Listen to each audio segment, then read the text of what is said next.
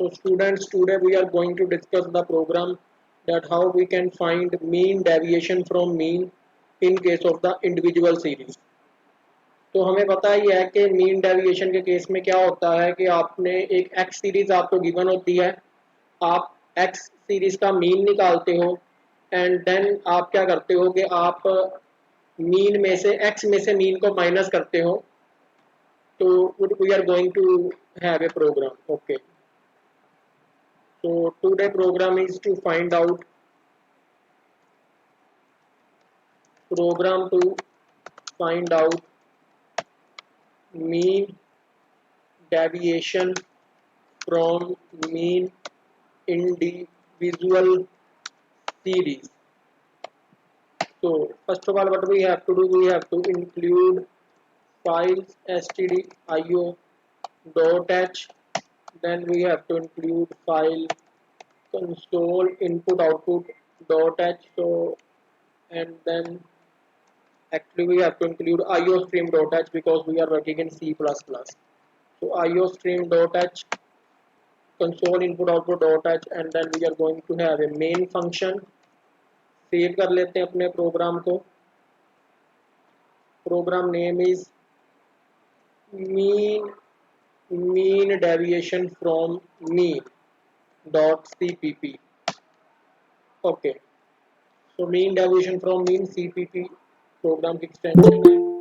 And then what we have now, we have to take a file float array ले लेंगे एक x, and then we will have to take a variable like mean, then mean deviation, coefficient of mean deviation because we have to find all. Then we have to take one looping variable and is the number of items. So clear screen and then cout, enter the size of the series less than equal to 100, क्योंकि जो हमारी x की value है वो 100 है, इससे बड़ा number आप एंटर नहीं कर सकते सीरीज में, n आ जाएगा. Then you have to enter the series values, cout, enter the elements for the x series, and then you have to use that for variable for I is equal to 0, I less than equal to n, not less than equal to, less than n, I plus plus, and then you have to input the values in the x array xi. So this means you have entered the value in the x. Now what you have to do, you have to find out the summation. So we have to use one variable sum that is equal to 0.0.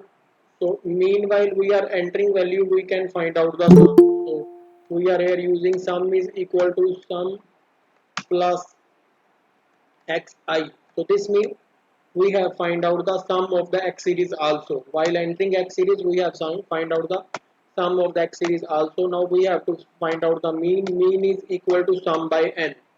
So summation x. Sum is what? Sum is the summation x. So summation x by n is the mean. So we have to find out the mean. Mean हमने find कर लिया है.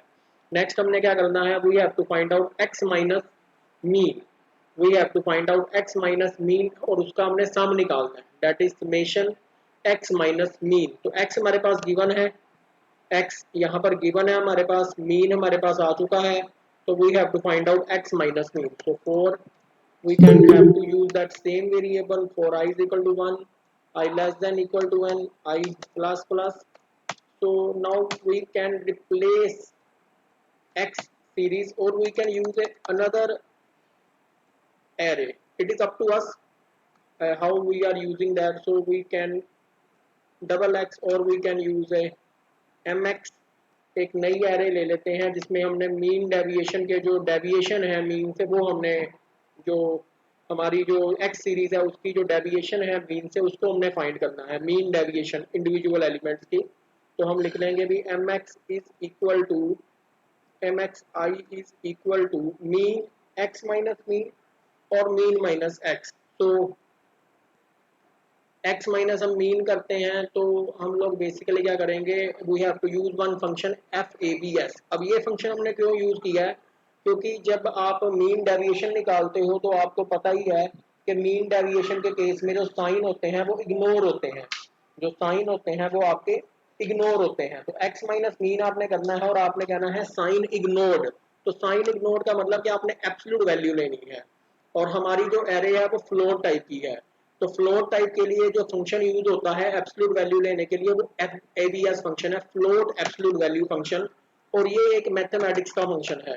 तो अगर आपने ये function use करना है तो you have to include this math.h header file in your program. Now what you have to do, x minus formula है x माइनस मीन। तो x हमारे पास क्या है, एक्स आई, और मीन किस वेरिएबल में स्टोर है, मीन के अंदर।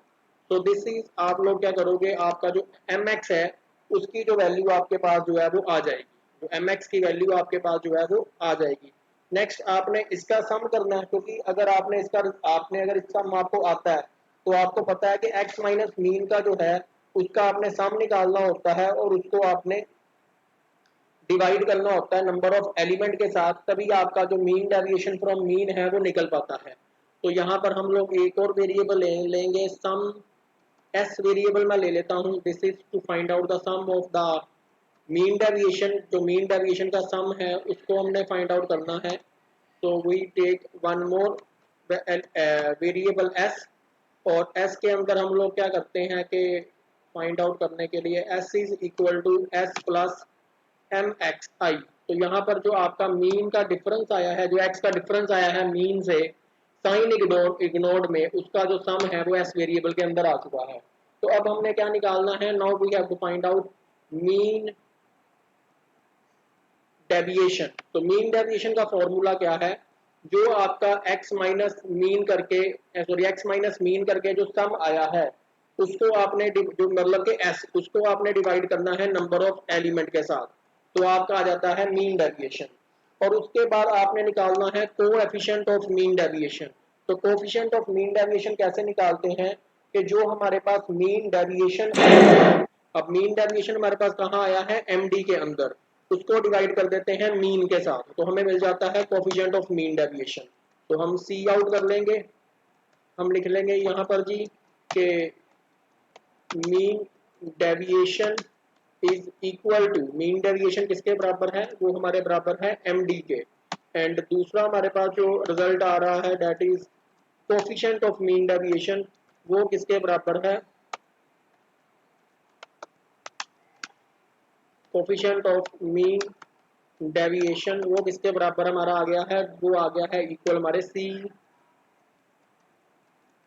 CMD के। तो इस वेरिएबल के बराबर हमारा कोएफिशिएंट ऑफ मीन डेविएशन है। Then we have to use that get CH, और उसके बाद हम क्या करेंगे, प्रोग्राम अपना जो है वो सेव कर देंगे। तो this is how we can find out the coefficient of mean deviation in case of the mean. तो अगर इस प्रोग्राम को मैं चलाकर देखने की कोशिश करूं, तो हम इसको कंपाइल करते हैं और देखते हैं कि भाई ये हमें कोई एरर तो नहीं देता। कोई एरर नहीं आई, हम इसको रन कर लेते हैं। तो first of all it will ask the number of element. मैं 11 नंबर एंटर करता हूँ, आपकी बुक का ही प्रोग्राम है, उसको करते हैं। वैल्यू है 30, 33, देन 33, देन 39, उसके बाद वैल्यू फिर 39 है, एंड देन 48 है, एंड देन 50 है वैल्यू। उसके बाद वैल्यू हमारे पास आती है 55, then we have value 61, then हमारे पास वैल्यू आती है 76, देन हमारे पास वैल्यू आती है 86, एंड देन वी एंटर। तो जो मीन डेविएशन है वो 14.18 है, बिल्कुल ठीक है, और जो कोएफिशिएंट ऑफ मीन डेविएशन है वो 0.28 है। तो this is how we can find out the coefficient of mean deviation in case of the mean. तो बड़ा सिंपल सा प्रोग्राम था।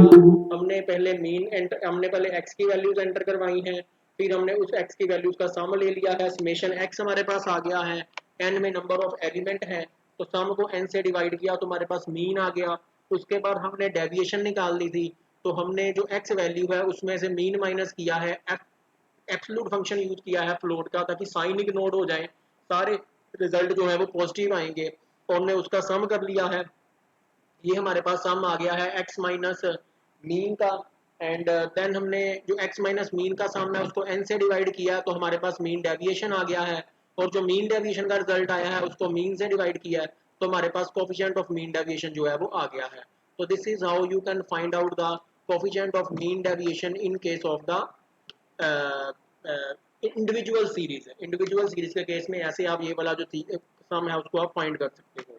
तो if you have any doubt on